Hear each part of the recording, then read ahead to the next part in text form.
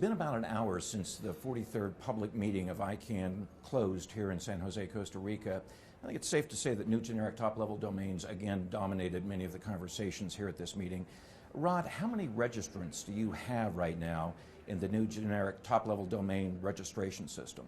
We have 290 registrations or registered users in the system as of March 16th. So that's parties that have gone in and registered themselves and been verified as users to then submit applications for strings subsequently. Rod, you said that even organizations not applying for new generic top-level domains should pay close attention during this process, during the application process. Why should even non-applicants pay attention? Sure, because there's a lot of protections that have been built into the program for rights holders, such as the right to object to any string that's applied for any reason whatsoever, at no cost in the original objections period and window. So it's important that that parties watch if they're concerned that someone else might use their name or their brand and not have a right to do so. Bottom line, organizations have to be vigilant. Sure, they should just be watching when we announce the strings on May 1st of this year to review those strings and see if they have any concerns. And if they do, then they can express those online. Steve, let me ask you about the applicant support program. First of all, can you tell us what that program is? Secondly, what sort of interest are you getting at this stage? As we put the applicant guidebook together and neared the opening of the window, there was a significant question about whether it would be possible for us to provide assistance for applicants principally from developing countries, but not necessarily, but who may not have had the financial resources of large companies. The board allocated $2 million to help alleviate a portion of the application fee. That goes some distance, but it has to be taken in the context that in order for anyone to operate a new registry, the application fee of $185,000 is only one portion of a significant budget that one has to have. And so our contribution to reduce that $185,000 to, if I recall correctly, about $47,000 is helpful, but not, I don't think it's going to stimulate a lot of people who are otherwise unable to get into the business. There's been quite a bit of interest, and part of what we've had to do is to find people who can evaluate and judge the appropriateness of the application worthiness. And we've not wanted to do that ourselves. We've wanted to have independent people do that. And that's all very much in progress.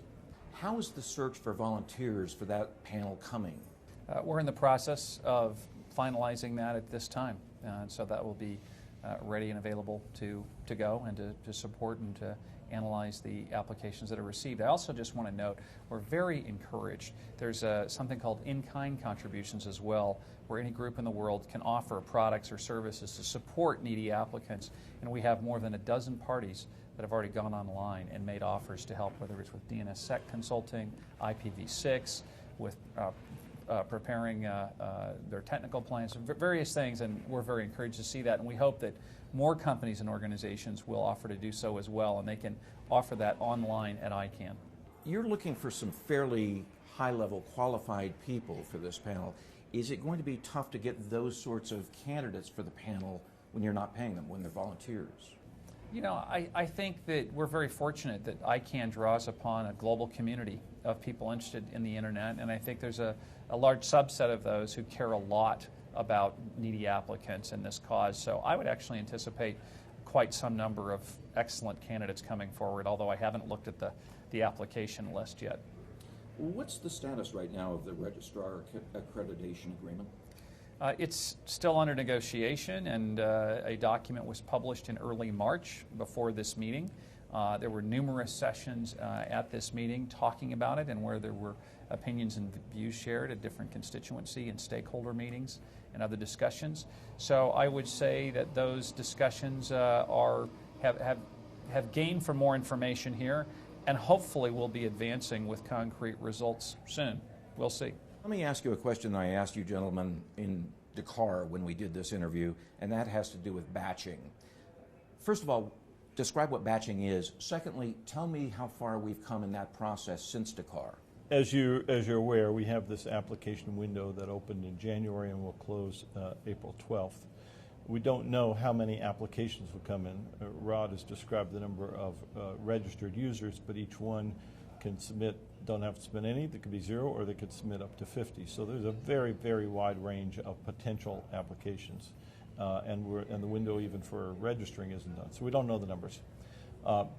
We have very, very carefully sized the evaluation process and the management and the quality control to be able to handle 500 at a time. If we get more than 500, then we have to segment them into what we call batches.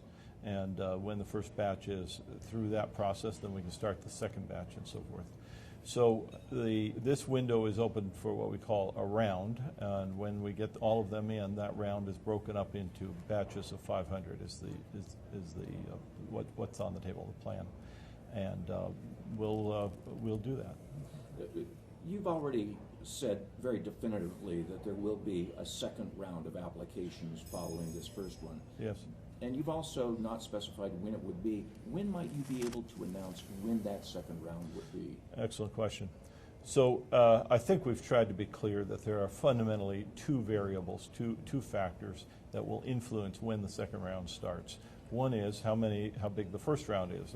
If the first round has a large number of applications, we have to get through that before we can get to the second round, quite obviously. The second factor is that we've also committed to take a pause and examine how well the system has worked in every way, systems-wise and in terms of the evaluation process and all of that. So we can't pin down a date certain, but we can make rough estimates. And the first part of the rough estimate will depend, as I said, on how big the round is. When we know how many applications are, and that will be within a relatively short period of time after the application window closes, then that factor will be relatively pinned down, and then we can make a rough estimate of the amount of time necessary between rounds. Not a hard commitment, but we can sort of give a window and contingencies. What does all that mean? It's time measured from here in years, but not a large number of years. It's probably a small number of years, and I can't pin it down greater than that because we're running the experiment. This meeting occurred in the wake of an announcement by the Department of Commerce that it was rewriting the request for proposals for the IANA function. What does that mean for ICANN?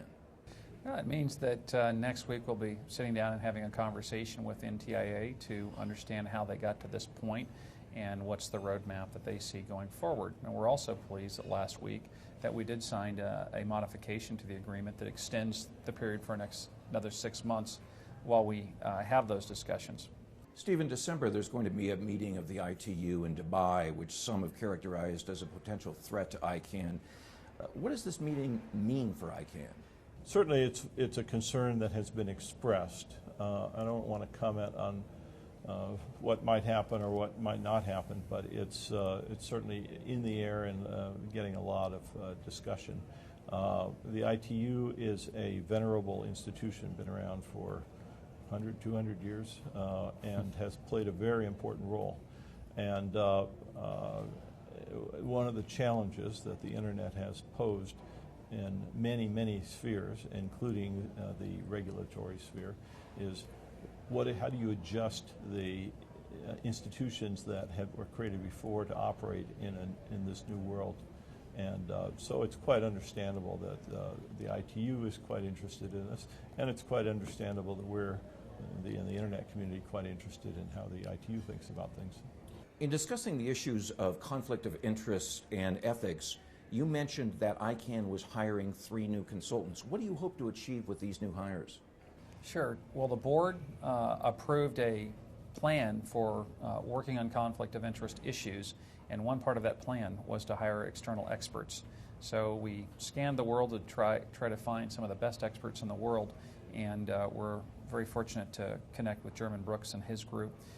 They'll be reviewing the code of conduct and bylaws and other aspects of ICANN and our performance in living up to those to help us get, I think, an objective benchmarking of how we're doing and where we need to focus going forward.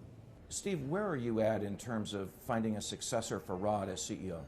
The search process is well underway. We had a report today from George Sadowski, who's chairing that committee. Rod very graciously announced in mid-August that he would continue his through his tenure to July 1st, and gave us a very good amount of time to do an orderly search process.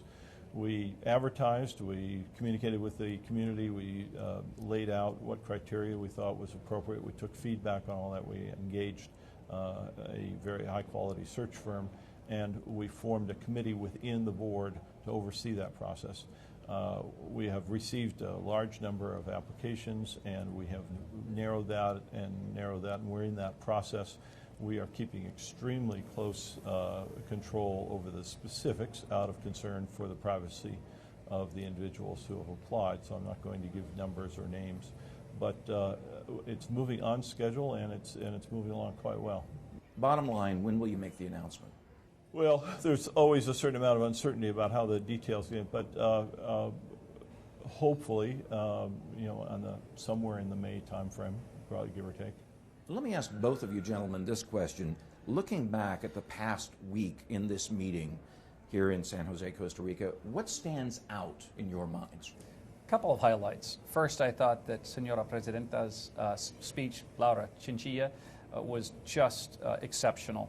And we were honored to have the President of Costa Rica speaking to us, and with such a hard-hitting, clear, visionary view of the Internet, where it's come and where it needs to go. So it was really just amazing to see such a powerful and elegant leader really engaging in global Internet governance issues. And I think that inspired everyone that was here. And I even had attendees telling me they wish that they had a president like that in their country. So that was very positive. For me, the second highlight was probably the signing of some letters of exchange with LACNIC to add more root server capacity in Latin America, helping us with the LRoot system, where they're going to support multiple instances across the region. And that signals a really warm and welcome partnership with a very important international body, LACNIC, the Regional Internet Registry here. So those are the two highlights out of many. It's a challenging question because there are highlights across the board. But I certainly have to agree that President Chinchilla's speech was moving. For those of us who have heard many speeches and been around a lot, that speech stands out. I would rate it not just as an excellent speech, but a historic one that will be referenced and serve as a high watermark for some time to come. In addition, the points that Rod has made are right. A couple of things that stand out in my mind. There was a regional summit of the Latin American Caribbean Regional at-large organization, LAC-RALO, and there was a comparable meeting of African GAC members and at-large members here in San Jose, following up on a similar summit that they had in Dakar. So both of those are tremendously important organizational cohesion type events and really signal a maturation in the growth within the regions of awareness and cooperation, and from an ICANN point of view are just tremendous. That's not the end of it. There was more. Quite a lot of progress on the things you talked about on the RAA, conflict of interest, hard-hitting, very specific kinds of things. A lot of focus on who is, which has been a problem for a long time, and a really quite superior panel showing a lot of the details and bringing people together that had, and I'm sure I'm forgetting several. There's a lot. Yeah, there was a lot. One of the most impressive things is that it's hard to pick things because everywhere you go, there's an extraordinary amount of action. It's a rich community with an enormous number of things going on. I also want to say I think there was a lot of healthy discussion and debate on the conflict of interest issues this week, following on some of my remarks, and a lot of reaction to that. And I saw that come in a lot of the sessions, people talking about balance and what's the right way to do things. And I certainly hope and I feel that does help to move the conversation forward, so it's very encouraging to see. Gentlemen, thank you very much. Thank you. Thank you.